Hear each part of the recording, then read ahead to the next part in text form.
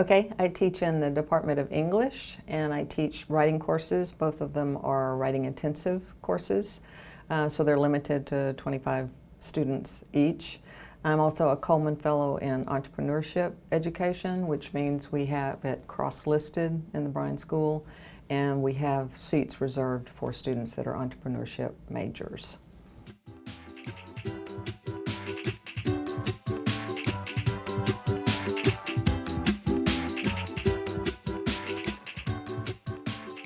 I have several techniques that I hope work. About a week before the semester opens, I send them the syllabus and a welcome email link to the textbook, which they can also get in the bookstore, but they don't always do that. So I just want to make sure it's an online text, so they can download that and go from there.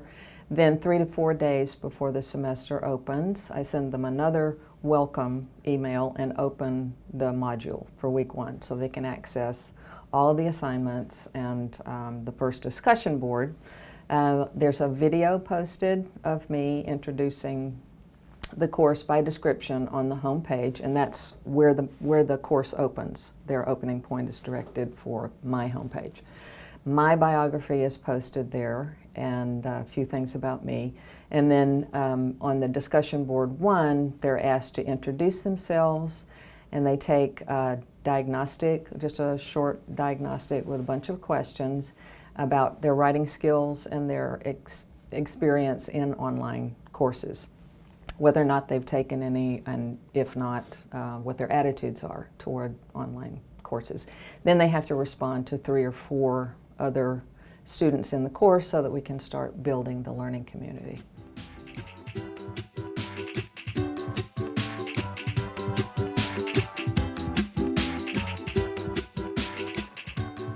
I have now. When I first started, I'm not sure that I did, but I thought consciously about the kinds of things that I should be doing. And one of them that I thought I was doing, I've gotten better at, which is the interactive element of it, because I think that's the piece that is so hard to duplicate from the face-to-face classes, to try to get as much engagement. And that means not just from me to student, but among the students themselves.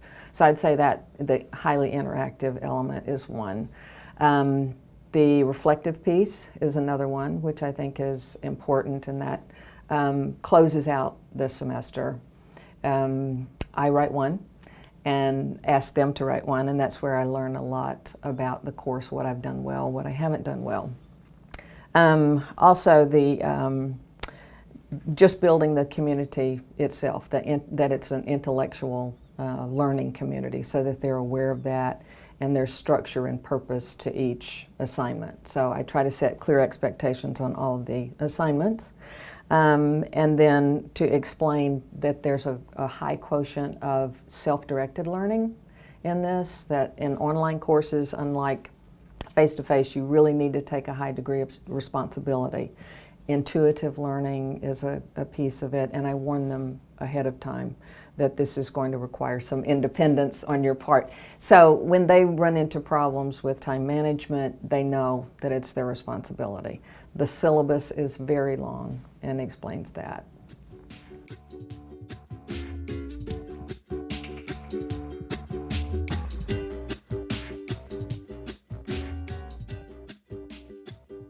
Well, I find the ones that get the best performance for me, and generally get the best reviews from them, are the ones that expect creativity and competition.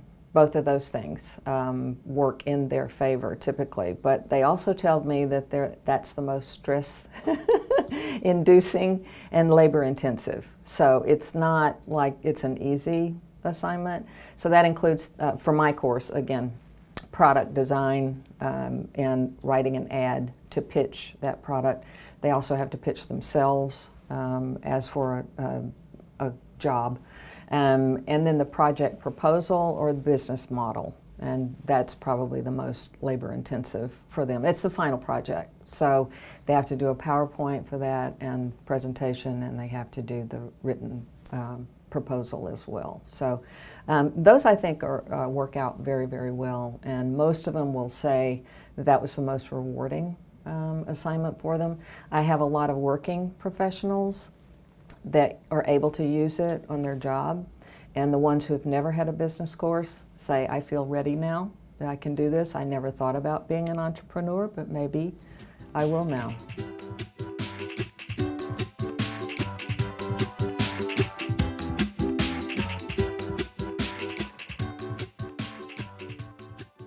Yeah, I don't let them choose their own groups, so it's always either I set the groups or Canvas does a random selection so that they're able to work with everyone during this semester. They should be able to work with each person at least once.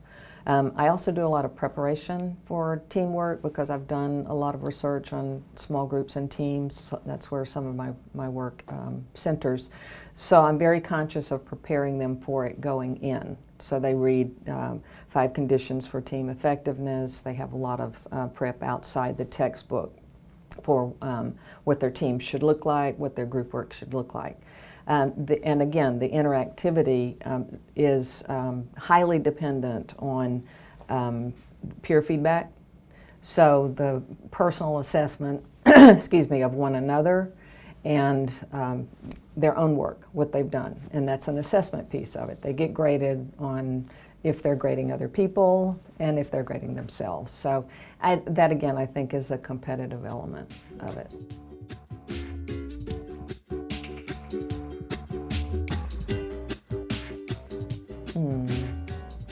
Can I have a hint? So some of the phrases: set the stage. Okay. Sound. Okay.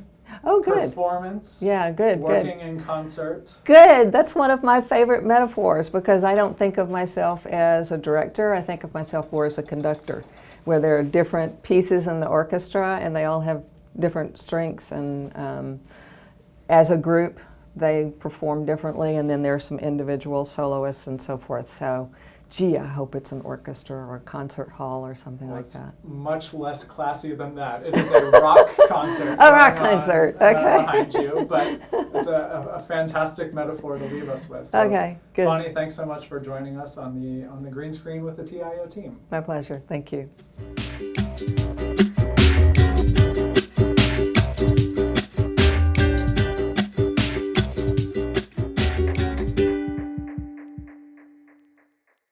One other piece I didn't mention earlier is in week 1, module 1, there's effective communication, online communication with faculty and students. So there's 2 pages of guidelines: how to speak to one another, how to write emails to one another, how to address professors, and I think that helps.